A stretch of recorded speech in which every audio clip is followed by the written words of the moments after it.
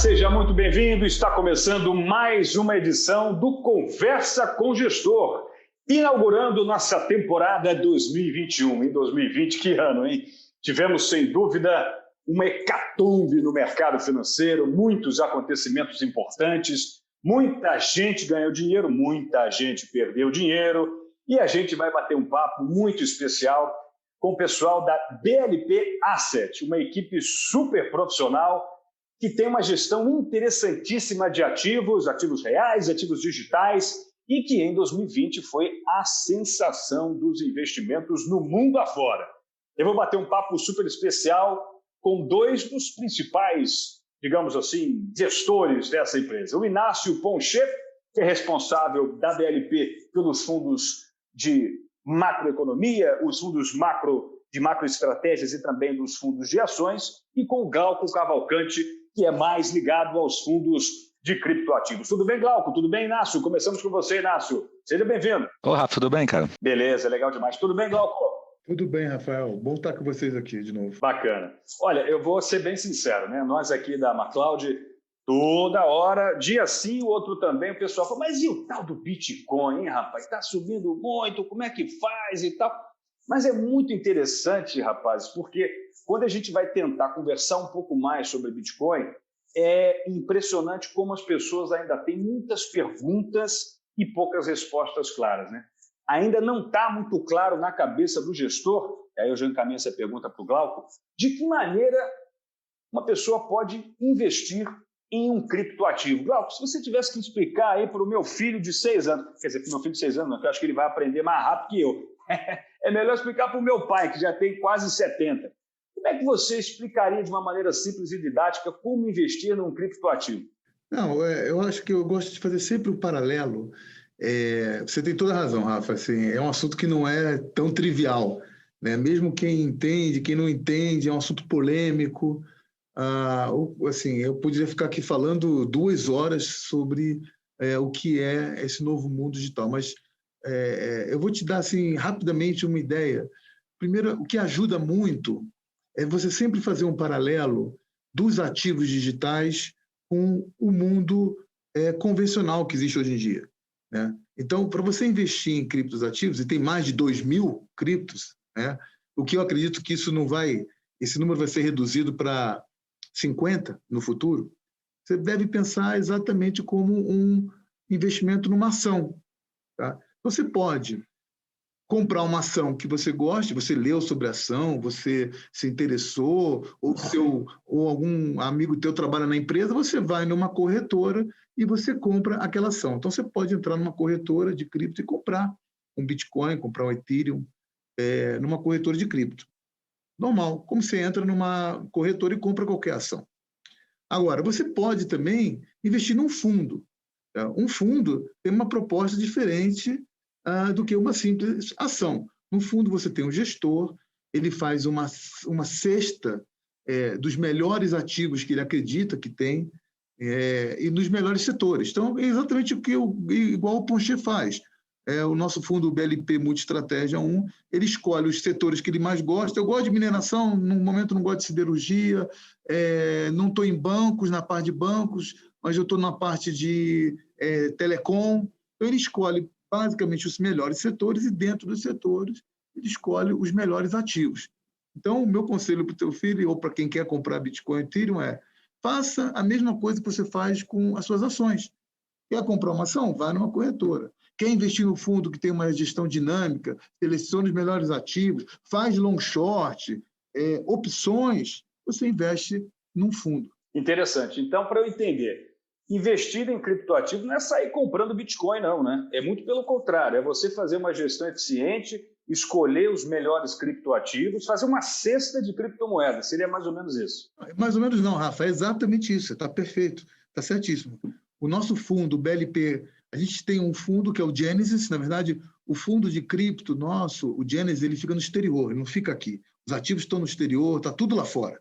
O que a gente tem são 2 feeders no Brasil, um para investidores profissionais e outro para investidores de varejo, que investe até 20% no Genesis. E o que a gente tem no Genesis? Hoje o Genesis está com 10 ativos. A gente tem Bitcoin, a gente tem Ethereum, Eu gosto de fazer um paralelo, se você me der rapidamente, outro paralelo importante que eu acho que ajuda quando você está lidando com cripto, não só esse paralelo que eu fiz com ações, mas fazer o paralelo com a internet do ano 2000. Eu não sei, você é um cara jovem e tal, eu vivi a internet intensamente. Naquela época, todo mundo queria fazer um site. Né? Eu quero fazer um site que eu vou ganhar dinheiro. Mas site que não interessa, site. A mesma coisa. O que era site antigamente virou criptoativo hoje em dia. Então, você chegava para mim no ano 2000 e perguntava, Glauco, qual é o melhor site? O Facebook, a Amazon ou o Google? Eu dizia, Rafa, é uma pergunta que não faz sentido. Se você quer saber se o Google vai ser melhor que o Yahoo, se a Amazon vai ganhar da eBay e se o Facebook vai ganhar do Orkut, essa é uma pergunta que faz sentido. Você vai querer saber quem é o grande vencedor. Então, se você quer saber Bitcoin, Bitcoin Cash, Litecoin, quem é melhor, Glauco? Essa é a minha pergunta. Agora, Ethereum, Stellar, Cardano, Tezos, EOS, quem é melhor, Glauco? Eu acho que o Ethereum é melhor. Então, a gente seleciona os ativos digitais por classe de ativos, igualzinho no fundo de ações. Rigorosamente a mesma coisa. Interessante, ficou bem claro. E daqui a pouquinho eu vou entrar um pouquinho mais em detalhes, porque eu quero saber quais são as diferenças básicas entre essas criptomoedas, porque essa é outra pergunta que chega muito para a gente. Por exemplo, tem uma questão jurídica envolvendo o Ripple, né, nos Estados Unidos, enfim, vai ter, parece que um julgamento aí em breve, compra Ripple, não compra, enfim, há muita informação. Não compre o Ripple, a gente nunca tivemos Ripple no nosso fundo. Tá vendo? Então já fica a dica para você que está ligado aqui no nosso podcast. Nunca tivemos. Bacana. Agora, Inácio, me conta um pouquinho como foi lidar com a pandemia e eu não sei se eu usei a palavra correta, vocês me corrijam se eu estiver exagerando, mas para mim foi uma hecatombe o que aconteceu em 2020. Daqui a, 15, 20 anos, a gente vai lembrar e vai falar, caramba, vocês lembram daqueles 6 circuit breakers que a gente teve em março? Caramba, acho que vai ser um case que todos nós contaremos. Eu lembro que eu estava aqui ainda, eu no mercado financeiro, eu tenho aí 2 anos e meio, mas de cara para a mesa de renda variável, eu tinha 8, 9 meses. Eu falei, o que está acontecendo, malandro? Tudo caindo. Até fundo de renda fixa, crédito privado, high grade, AAA estava caindo. Ouro caiu, Bitcoin caiu. Eu falei, não é possível. O que está acontecendo? LFT, as LFTs caíram. Exato, ou seja, foi uma crise de liquidez assim, alucinante. Como é que foi para vocês, gestores, Inácio, lidar com isso? Rafa, foi uma época muito, muito difícil, né? Porque eu acho que inicialmente ninguém pensava que nós iríamos aonde nós fomos, né? Em termos de pandemia em si, em termos de mercado. A gente até que teve um comportamento um pouco mais, eu diria, positivo. Isso, na verdade, veio de uma análise nossa ali no 25 de janeiro, né? Quando teve o lockdown em Wuhan. Só para dar um histórico nosso, na verdade, eu comecei no mercado em 96, cobrindo Vale, aço e tal.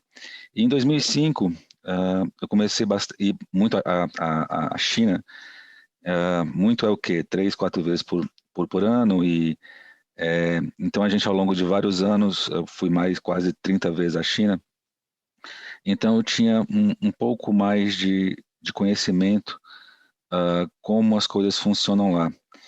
E para a gente era muito difícil entender o porquê estava sendo feito daquela forma, porque usualmente jamais seria fechada uma cidade do tamanho de Wuhan, e principalmente no Ano Novo Lunar. Então aquilo para a gente era muito estranho e dava uma ideia que a coisa era muito mais grave do que parecia ser. Claro que nós não pensávamos que ia ser o tamanho que foi, mas a partir dali a gente começou a tomar muito menos risco. Nós começamos a diminuir risco, diminuir tamanho de carteira, colocar mais setores defensivos.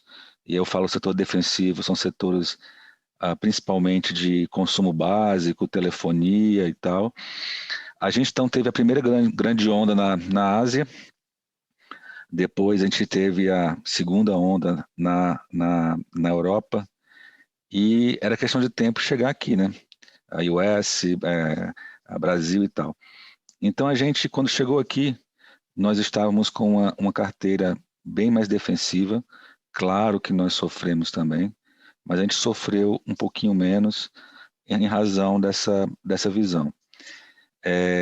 Agora, como você disse, né, foram vários e vários circuit breakers, um grau de tensão muito forte, até porque também eu creio que o mercado entrou o ano muito comprado, né?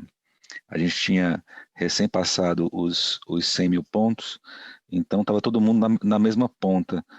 E esse é um problema que ocorre de tempos em tempos, né?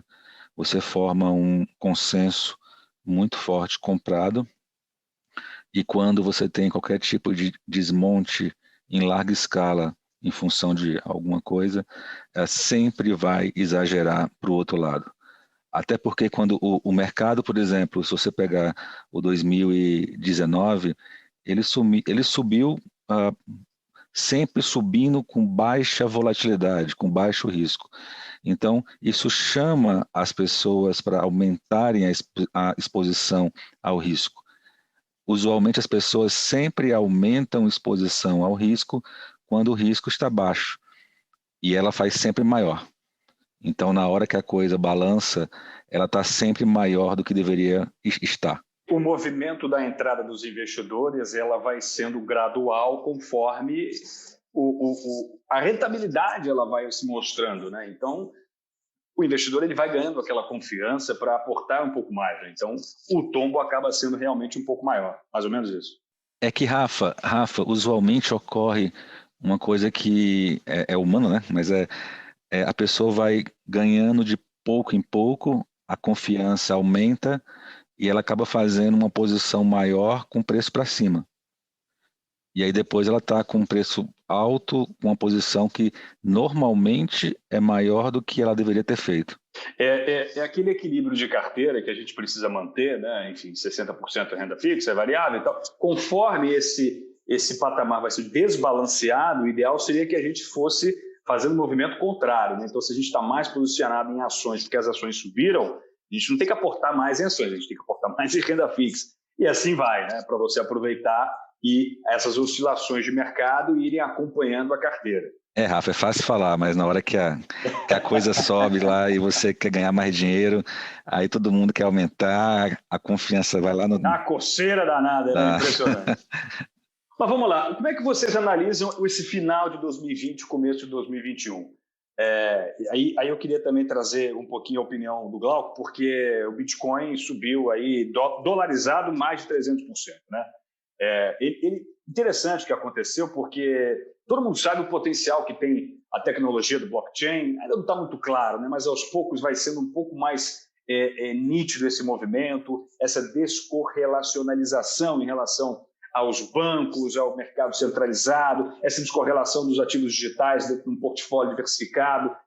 Logo que surgiram, foi uma resposta à crise de 2008, criou-se essa expectativa, mas na pandemia isso ficou muito nítido e derrubou aí alguma resistência por parte de especialistas, grandes fundos. Hoje em dia, sei lá, acho que até o Warren Buffett está querendo comprar Bitcoin. Mas, assim, todo mundo está mais ou menos enxergando esse foco, né? Está olhando com outros olhos as criptomoedas. Como é que vocês estão enxergando esse final de 2020 e 2021, tanto para o mercado de criptoativo, como para o mercado, digamos assim, natural, mercado financeiro? Não, Rafa, na parte de criptativo, você tirou a palavra da minha boca, não preciso acrescentar muito mais, você está absolutamente correto. O Bitcoin foi uma resposta à crise de 2008, né? Quando você teve toda essa crise de confiança e teve essa questão do quantitative easing, né? Começou um quantitative easing lá. Todas as condições que aconteceram em 2008, elas estão agora, em 2020, de uma maneira mais forte e mais intensa. Então, todos os fundamentos da criação de uma moeda descentralizada, programável, que é imutável, sem inflação, né? Eu acho que é importante destacar nesse momento, a gente vai ver uma enxurrada de dólares por aí. A inflação do Bitcoin agora é menos de 2% e ela vai tender a zero. E está escrito no programa, todo mundo já sabe o que é, né? Então você passou por esses 10 anos sendo estigmatizado. Assim, eu gosto de dar algumas dicas para quem vai investir em cripto, passar um pouco pelo que eu passei no começo, quando eu me interessei por isso, 2016, 2017, era tudo cara revolucionário, né? Dane-se os bancos, o dólar vai acabar. Isso afastava as pessoas, mas isso é uma grande bobagem, que na realidade o que o establishment, né, vamos dizer assim, os governos e as empresas começaram a perceber é que isso não é uma coisa contra o mundo atual, pelo contrário, um pouco de cripto, um pouco de ativos digitais pode ser útil para todo mundo, inclusive para os bancos que estão aí, para os governos. Não é? A primeira, uma dica importante que eu dou, acaba com esse negócio de um contra o outro, não existe isso. Tanto você vê em 2017, um exemplo claro disso, em abril de 2017, o Japão deu o curso livre para o Bitcoin, olhando o seguinte: escuta, vocês, eu já devo 230% do PIB, não aguento mais dever. Eu já não pratico juros reais há 20 anos e vou começar a praticar juros nominais negativos, e foi o que de fato aconteceu. Né? Vocês querem fazer negócio, guardar valor numa moeda que não é meu passivo, não tem nada a ver com isso. Não tem nada a ver com isso. Não é controlada pelos meus amigos americanos, nem pelos meus, entre aspas, inimigos chineses. Né? Então é o seguinte, vai em frente, vamos testar, vamos ver o que está acontecendo. Então, os governos estão começando a ver a SEC, né? Aí você já colocou o caso do XRP, né? Olha, contanto que não seja uma emissão primária, ele ou é um security token ou é um utility token, né? Isso é bem claro, eles chamam de security token, é um token que é uma ação, ele precisa fazer uma emissão, e foi o que a Ripple fez, eles fizeram uma emissão, né? Não pode. Agora, o Bitcoin e o Ethereum nunca foram uma emissão, eles não são pre-mined, eles vão sendo minerados aos poucos. Você não tem dividendos a partir dele, tem todas as características que não é uma ação. E isso passa. Então, assim, à medida que as condições de 2008, como você bem colocou, estão aí mais do que nunca, à medida que a parte fiscal, imposto de renda, já está quase em todo lugar do mundo regularizada, você paga DARF, você vende Bitcoin, você paga DARF. Essa é a questão, e a Receita agradece. A parte de política monetária está sendo introduzida, né? E essa parte de security token, a parte de valores imobiliários, está numa discussão boa, o negócio vai para frente. Então, é um momento, a perspectiva é excelente. A parte de tecnologia, ela está cada vez mais forte, porque esse negócio de cripto implica processamento, são três coisas. Para quem é da área de computação, eu particularmente sou engenheiro de computação, caí no mercado financeiro há 30 anos atrás por o que era para ser, mas o meu gosto, o meu DNA é computação. Então, se tiver alguém aí, espero que atinja o pessoal de TI também, esse tema é um tema importante. As criptos são baseadas em três coisas: processamento, memória e telecomunicações. Ponto. À medida que a memória vai ficando mais abundante, ou seja, hoje em dia 2, 3, 100 gigabytes você carrega num lápis, né? Então, e o blockchain, você tem uma ideia, o blockchain do Bitcoin tem 200 GB só. Você carrega num pendrive. Então, à medida que a parte de armazenamento, memória, está cada vez mais barato, a parte de processamento cada vez mais rápido, e agora, 2021 para frente, a gente vai começar o 5G, então a utilização da tecnologia blockchain, seja para o Bitcoin, seja para o Ethereum, seja para o Maker, que é outra moeda que a gente tem, que a gente gosta muito, seja para o Keep, que é um ICO que o nosso fundo entrou. Nosso fundo entrou num ICO. Até 3 anos e meio a gente tem fundo, dados os conhecimentos do Axel, do Alexandre lá fora, no Vale do Silício, a gente conseguiu entrar num ICO, que é o equivalente a um IPO, né? Lançar uma moeda nova. E o fundo faz isso, né? A gente está fazendo mineração na Polônia. O fundo faz mineração na Polônia. Uma pessoa não consegue fazer isso se você não está enfronhado nesse ecossistema, né? Então, o 2021 é um ano que a tecnologia vai dar mais uso ainda para as criptomoedas. Interessante. Inácio, e como é que os fundos tradicionais enxergam essa perspectiva, né?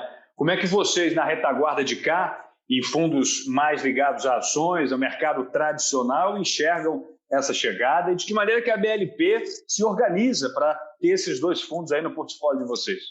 Rafa, nesses últimos meses, o que eu tenho feito muito eu sempre olho o Bitcoin como não medida, mas um indicador de apetite de risco. Então, quando você vê um mercado muito tomador no Bitcoin, é que você está num momento de mercado mais tomador de risco.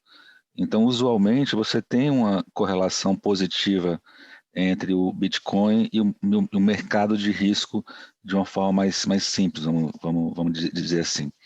Mas dando um passo atrás, desde final de agosto, quando foi anualmente o Banco Central dos Estados Unidos ele faz uma reunião lá em Jackson Hole, onde tem várias discussões macro e tal. Ali a gente mudou muito a cabeça da casa no sentido de orientação de risco e setor, e Bitcoin também, claro, porque ali ficou muito claro o que o Fed queria fazer. Ele falou de forma muito clara que ele estava buscando crescimento e queria tolerar uma inflação mais alta ao longo dos próximos anos e pediu de forma explícita que o Tesouro americano fizesse um esforço fiscal maior. Então, ali, para a gente aqui na nossa casa, o que nós vimos então? Que para essa crise, se eu pudesse deixar uma mensagem clara, só existe uma forma de sair disso, que é crescimento. E que o Banco Central iria buscar crescimento a qualquer custo. E isso muda tudo, porque você tem o quê? Você tem uma busca de atividade mais forte e amplos programas de estímulo, tanto da parte fiscal como da parte monetária.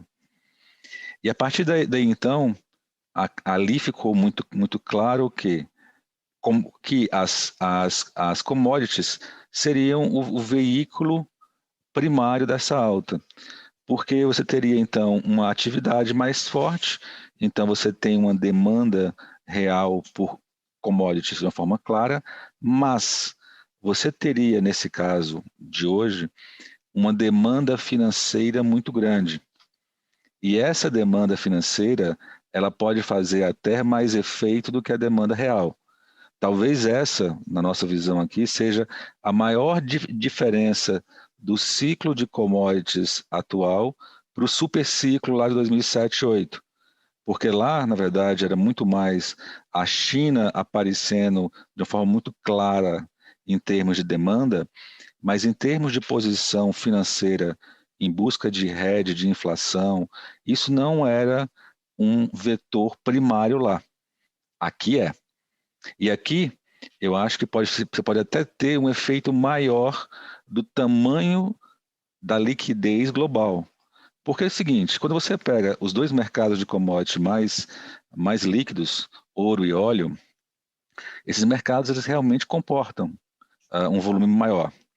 Mas quando você pega mercados de commodities metálicas e commodities agrícolas, que usualmente trabalham tanto num equilíbrio de oferta e demanda muito mais apertado, mas também tem uma profundidade, uma liquidez muito menor, vis-à-vis óleo e ouro, então qualquer fluxo financeiro mais forte acaba tendo um impacto em termos de preço muito maior. Então, isso vai ser uma realidade que nós vamos ter que conviver durante os próximos anos. E isso pode trazer também uma inflação em termos de custo, uma inflação de commodities que possa provocar, principalmente em mercados emergentes, uma alta prematura de juros. Então, assim, a gente começou a desenhar esse cenário lá no comecinho de setembro. E o Bitcoin, ele se encaixa nisso. Por quê? Porque o Bitcoin, ele nada mais é do que o quê? Uma busca de hedge, de inflação, de alternativa e mais. uma forma muito clara do efeito que a liquidez global terá sobre os ativos. Pelo menos na minha visão, vai muito nessa direção. Estou muito de acordo com o que você colocou, Inácio. Mas eu queria falar um pouquinho... Quer colocar alguma coisa, Cláudio? Inácio, desculpa. Não. Estou bem, obrigado, cara. É isso. Eu queria, na verdade, trazer agora a gestora de vocês. A BLP, ela está aí no mercado, se eu não me engano, há 4 anos, 5 anos, perdão, agora me fugiu a minha anotação aqui. Essa história é bem mais longa, cara. Glauco, você conta ou eu conto? Vocês que sabem, mas eu queria perguntar e deixar a pergunta para que vocês pudessem explicar para quem está ouvindo a gente. Qual que é o grande diferencial da BLP? O que vocês traçam como aquilo que diferenciam a asset de vocês das que estão aí como players do mercado? Acho que a gente precisa dar um passo atrás, Rafa. Glauco e eu, a gente trabalhou junto durante mais de 10 anos no CS, no Garantia, e nós, na época, trabalhávamos sempre como nós trabalhamos hoje. Glauco mais na renda fixa, derivativos, coisas mais alternativas, e eu sempre na parte de ações. E eu digo sempre que nós trabalhamos juntos por muito tempo, mais de 10 anos juntos, dividindo risco, e a gente nunca teve uma discussão, nenhuma cobrança mútua com relação a perda ou alguma coisa que não deu certo. Assim, sempre houve uma gestão muito bem compartilhada e muito tranquila, porque eu sempre repito muito, há muito respeito mútuo e admiração.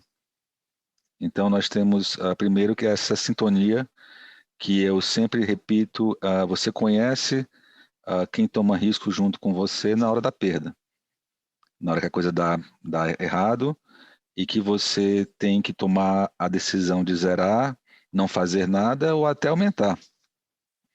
Então, e isso a gente sempre tocou de uma forma bastante tranquila. A gente, só para te dizer, numa história mais longa, né? A gente administrou junto dinheiro desde 98, então de 98 a 2008, e quando eu resolvi sair do banco, naquela época nós tínhamos sob gestão cerca de 15 bilhões de reais. Então, em termos de diferenciais, eu diria que a gente sempre trabalhou com ativos muito líquidos, então eram volumes grandes, com liquidez muito baixa. Na época, a maioria dos nossos fundos de renda fixa eram fundos D0, quer dizer, você pede resgate ou aplica no mesmo dia. E os fundos que eram mais ligados à bolsa eram fundos D1, D4, quer dizer, você pede hoje, daqui a 4 dias você recebe o seu dinheiro de volta. Então, você administrar uma montanha de dinheiro dessa com a liquidez tão baixa, você precisava de ativos bastante líquidos. Então, eu diria que a questão número 1 é que nós sempre geramos valor em coisas líquidas. Então, a gente consegue administrar volumes grandes em coisas líquidas e que o fundo pode crescer, que a replicabilidade de cota ela é muito maior. Porque muitas vezes, e é muito comum isso, os fundos eles vão crescendo e a rentabilidade passada ela não é repetida. É normal, porque depende muito de que tipo de ativo aquele gestor usa. Então, a gente que fazia gestão de fundos grandes líquidos, isso era muito mais replicável. Uma outra coisa também é que os nossos fundos, por serem um pouco diferentes nesse aspecto, nós sempre tivemos uma descorrelação maior com a maioria das casas. Então, se você me dissesse duas coisas que diferencia muito a gente, eu diria 3, liquidez, replicabilidade de cota e descorrelação. Então, acho que quem vier para cá pode ter realmente esse trinômio na sua mente. E claro, uma equipe muito, muito sênior, uma equipe que trabalhou junto e trabalha junto há muito tempo, e isso dá muito conforto. E aí, Glauco, o que é que você coloca como grande diferencial? E aí, eu acho que a novidade que vocês trazem nos fundos de criptoativos já é uma marca que a BLP vai levar aí pelos próximos anos, né? Não, sim, Rafa. É muito isso que o o que o Inácio falou, a gente teve um treinamento desde pequeno, desde a época do Garantia e depois do Credit Suisse, 21 anos que eu trabalhei lá, de lidar com ativos de risco com muita liquidez. Nós fomos os primeiros a operar derivativos no Brasil, então a gente é forte em derivativo também.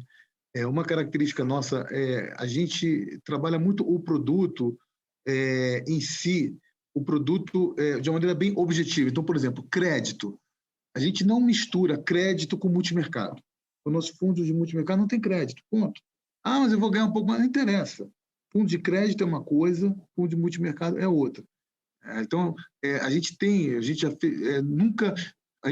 já ganhou dinheiro, já perdeu dinheiro, na média a gente sempre ganhou dinheiro, muito mais do que a gente perdeu, mas o importante é cumprir mandato.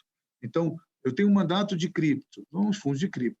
A gente tem uma área de crédito aqui, na gestora, a gente tem uma área de crédito distress, como pioneiro na área de distress.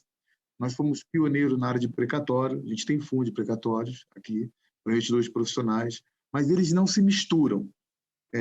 Cada mandato é muito claro, é muito simples, é muito eficiente. A gente ganha dinheiro com os nossos produtos que a gente sabe fazer bem. Se eu não sei fazer bem, a gente não faz. Então, por exemplo, a gente não, no momento, vamos dizer, a gente não faz ativos no exterior. A gente não tradeia S&P, a gente não tradeia bonds na Hungria, juros na Alemanha. Não. A gente faz aquilo que a gente faz bem, com foco. Não estou dizendo que amanhã a gente não possa fazer, trazer mais alguns gestores aqui dentro, mas se a gente não tem a convicção do produto, então a gente não faz. Acho que é outra característica bem importante aqui da BLP. Olha, interessantíssimo. Eu poderia levar mais meia hora aqui nesse papo, mas acho que deu para entender bastante os preceitos, as prerrogativas, a governança de vocês. Bacana demais conhecer um pouco mais da BLP. Para você que está buscando uma gestora nova, com produtos interessantes, e que tem vendido bem aí nessa crise, né? Impressionante. Dá uma olhada na BLP, blpasset.com.br. Muito legal mesmo. Conversei com o Inácio Poncher. Eu não dei o currículo de vocês no início, porque a gente ia levar quase o programa inteiro, né? Eu vou levar rapidamente aqui. Conversamos com o Glauco Cavalcante, que é o CEO da companhia, responsável pela gestão dos fundos estruturados e criptos. Enfim, passou pela Blackwood, a Black Partners, Credit Suisse, que antigamente era o Banco Garantia, foi da área de tesouraria, enfim, e hoje é formado, em analista de sistemas pela PUC do Rio. E Inácio Poncher é responsável pela gestão dos fundos multimercados e ações da BLP, também foi do time da gestão da Duna Asset de 2008 até 2016, depois assumiu outras funções, iniciou a carreira lá em 96, também no antigo Banco Garantia, formado pelo ITA, o Instituto Tecnológico de Aeronáutica. Bacana demais. Obrigado, Inácio. Foi um prazer. Até a próxima, hein? Abração, Rafa. Valeu, cara. Abraço, cara. Obrigado, Rafa. Um abraço. Obrigado, Glauco. Super prazer. Valeu demais. Que bacana, que papo interessante. Já deixa aí uma visão super aberta para o que pode vir a ser esse 2021 no mundo dos investimentos. Bom, lembrando, estamos apenas começando a nossa nova temporada, estamos nas redes sociais, busque por MacLeod no Instagram, instagram.com/MacLeodPartners, estamos também no YouTube, no LinkedIn, busque lá pelos nossos podcasts que você vai encontrar sempre um papo bacana para você fazer investimentos cada vez melhores, cada vez mais inteligentes. Esse é o nosso foco, esse é o nosso objetivo. Muito obrigado pelo prestígio da sua audiência e até a próxima. Tchau, tchau.